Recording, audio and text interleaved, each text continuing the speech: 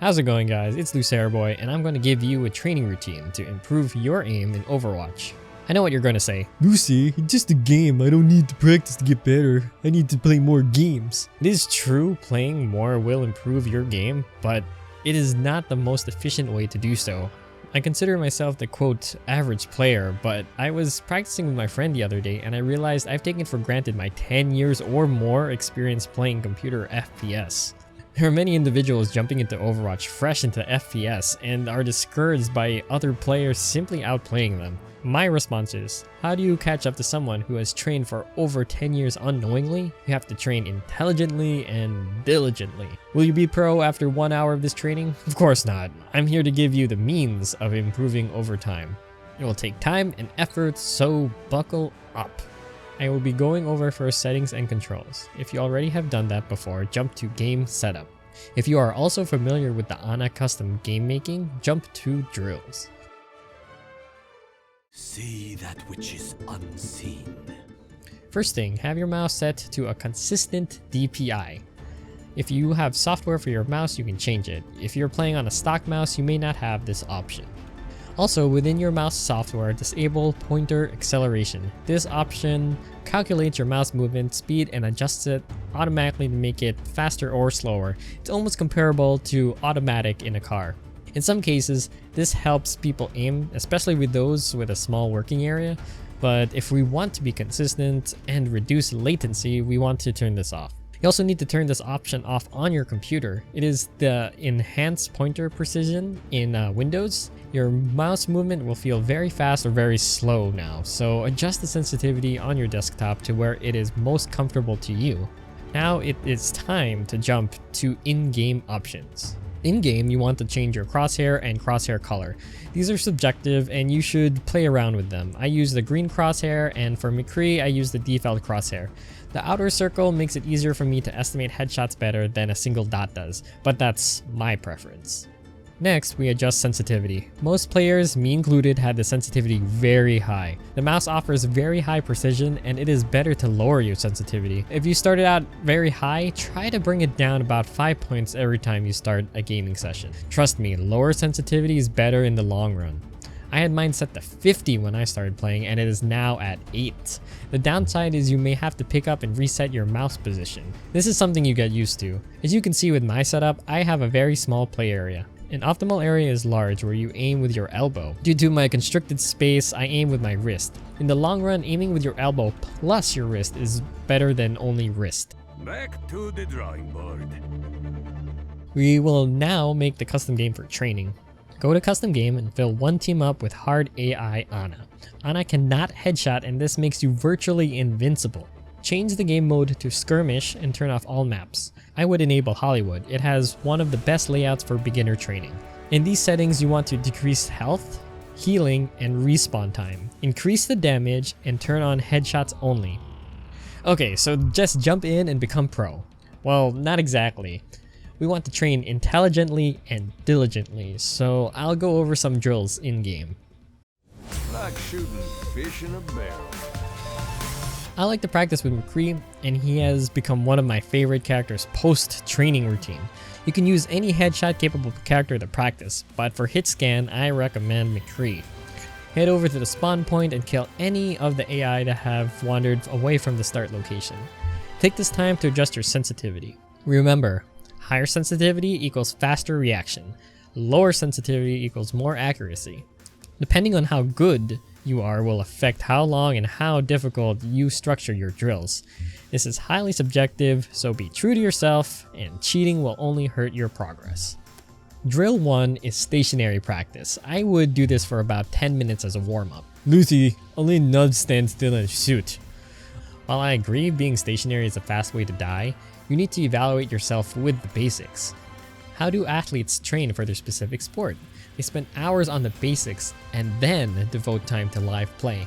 Gaming is no different, even if it's just a game. However, being stationary does have benefits in certain situations. If you're on high ground, behind a Reinhardt, or you know you are safe, being stationary is the best way to land your shots. If you can't land shots not moving, how are you supposed to land shots and move?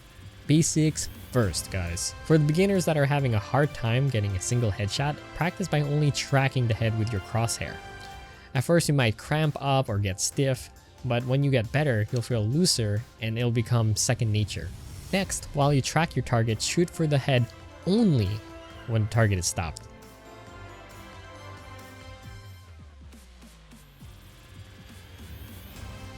Now you probably want to hit them while they're moving. No, you should practice leading the target first. Track the target, but just a hair in front leading the head. When you feel you have the shot ready and timed, stop tracking and shoot. This is good for predictive headshots where someone is peeking a corner. This also improves consistency.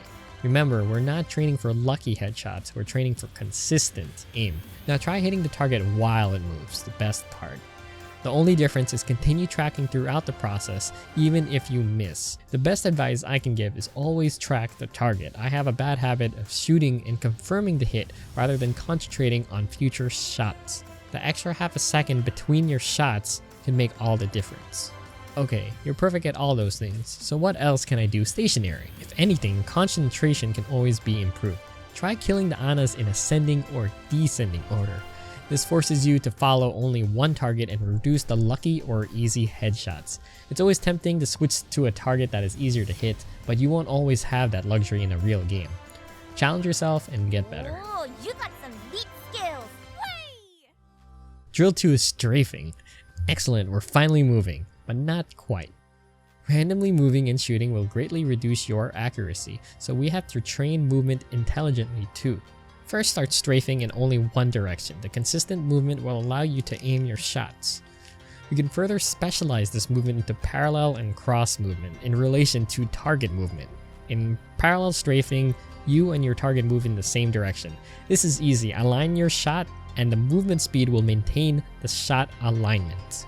Next, cross strafing is you and the target move in opposite directions. This is difficult and there are always ways to cheat that you want to avoid. One cheat is letting the movement aim for you. While this is easier, it doesn't teach you to track the target. In a sense, it's just a parallel strafing shot that has a small window to shoot in.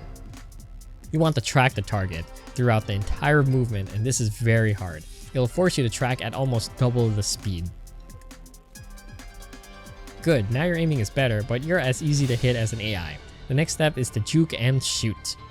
First juke left and right, then strafe in one direction and land the shot. Try to do parallel and cross shot. The idea is to decrease the amount of time you spend in the final one direction strafe. Remember, the more you move, the less consistent your shot will be. So if you're trying to juke and shoot, you're probably going to miss. This acts as a good introduction to active movement and aiming.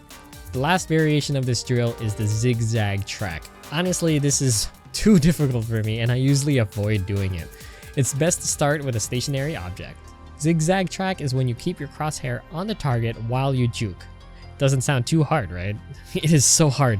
Your agility and dexterity have to be on point to keep the crosshair on the target. I find every time I switch my direction, my aim is completely off and it never recovers.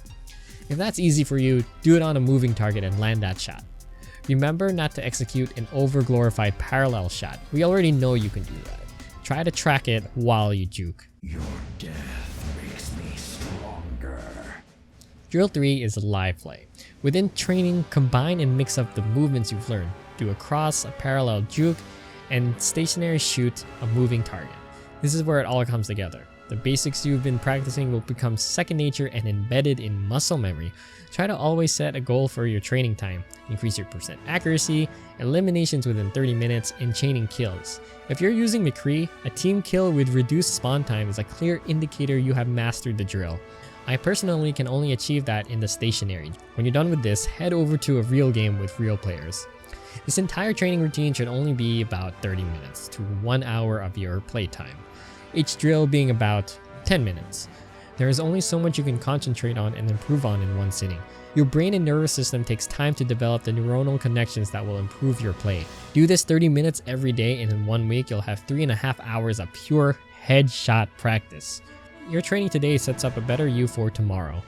Let me know how you guys train and practice to get better at Overwatch. Thanks for stopping by, good luck on your training, and I will see you guys next time.